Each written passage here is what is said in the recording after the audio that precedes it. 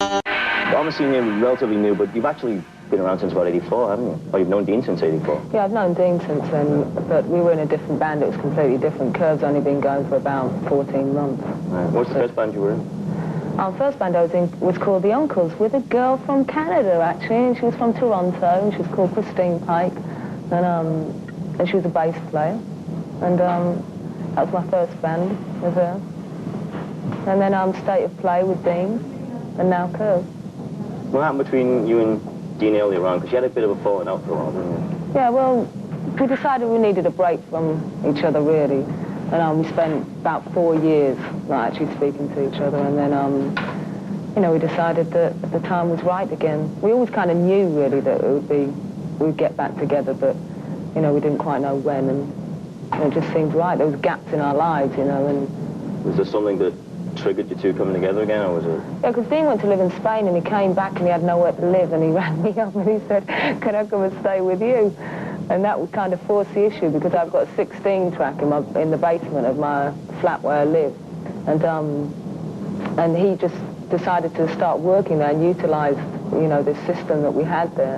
And I could hear him all day, you know, all the music coming up through the floor. And I'd hear it in the kitchen and run down and put little bits on, and, you know, it's just a really good laugh. You know? So you and Dean sort of got together again and formed Curve. I mean, it started really tentatively at the beginning, you know, because we were still quite frightened of what might happen, you know, so we had to work out a few ground rules really before we started properly.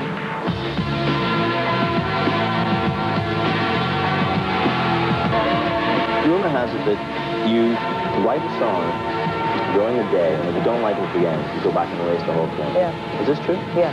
It's Well, very that's sort of a bit strange. because we haven't got enough money to waste tape on shit, you know, basically. You know, I don't want there to be loads of things hanging around that we really hate, you know, think is really average, you know, for someone to maybe get their hands on later on. You know. But you don't even hang on to like a melody or anything? Just the whole thing is scrapped and start again the next day? Well, because it becomes quite evident quite quickly if the song's working, you know, and if it doesn't work within a day, you know, and you get a really good feeling from it within a day, then it's never going to work, and you can't shine shit, you just can't, you know, and if it isn't good, it isn't good. And if it doesn't work with just bass, drums and vocals, then you haven't got a song, and you could stay there for 3 months trying to tart it up, right. You know, and it still wouldn't be any good, so. Who writes what? Do you both take an active role in lyrics and music, or are you lyrics and he's music? Or? Yeah, I'm lyrics and Dean's music, but when we're doing the music, we're both there.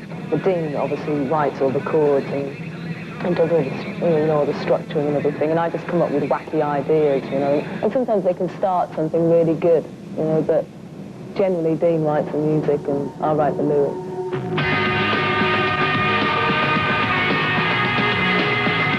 There's no light. We can talk a little bit about the lyrics, because they don't seem to make, to me, like a linear sense, and I wondered if you write them from a particular perspective. It's not like I get up in the morning and I wash into my arms, the kind of lyrics. It's very surreal. I don't want to write about that, that's why. Okay. You know, I don't So want to write about normal things. Everybody knows what goes on, you know what I mean? No, I would just write from a stream of consciousness, basically, you know what I mean? They're very abstract, you know, and I don't know, I get triggers, you know, and I'm just pleased that they kind of come out, and they're not meant to, you know, you know, there's loads of people who write like Smokey Robinson, you know what I mean, who start a story in the verse and then it carries on in the second verse and it's all really nice and concise and everything like that, and that's really, you know, great for them, but it's not really up my street. I've never really wanted to be that specific. I just wanted to, you know, be able to express myself emotionally in some kind of sense, and, you know, and you know, to me it makes sense then. A lot of songs seem to have a lot of pain in them. A lot of love pain, for want of a better word.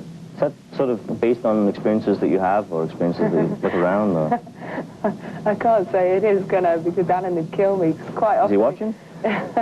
No, but quite often he listens to some of the songs and he goes, if people didn't know better, our friends, and they'd think I beat you up, and you know, it's really disgusting to you all the time. And he's quite right, really, but they're not just specifically